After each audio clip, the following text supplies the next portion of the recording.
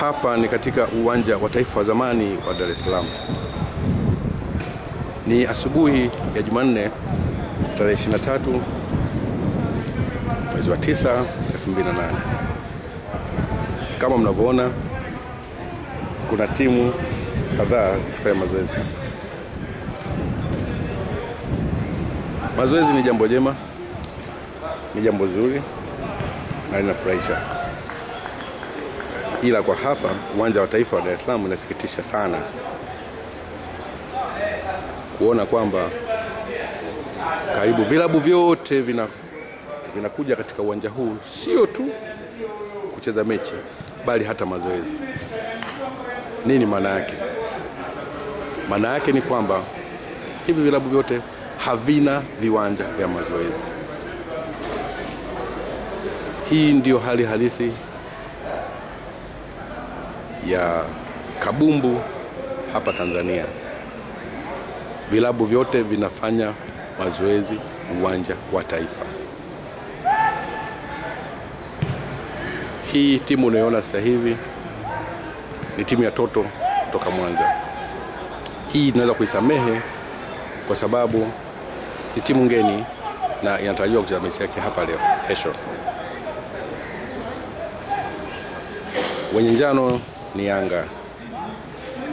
Sijui hawa watasema nini. Na baadaye kidogo Simba watakuja kucheza hapa. Na kabla ya hawa walikuwepo Azam.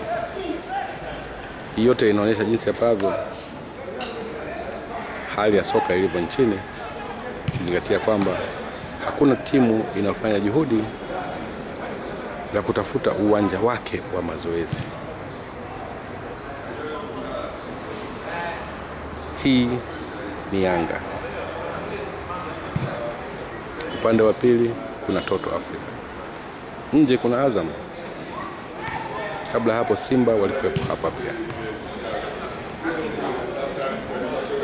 Unaweza kujiuliza kwa nini hali inakuwa hivi? Uongozi mbovu, utovu wa ubunifu, ama basi tu ndivyo hali halisi ya Tanzania ilivyo. Lakini swali kubwa ni je, kwa nini timu zote za Tanzania zifanye mazoezi katika uwanja wa taifa? Na hata kama ingekubaliwa, nadhani kila timu katika hawa wangependa kufanyia mazoezi yao katika uwanja mpya wa taifa unaoona mbele yako. Je, nini kifanyike ili kuondokana na aibu hii?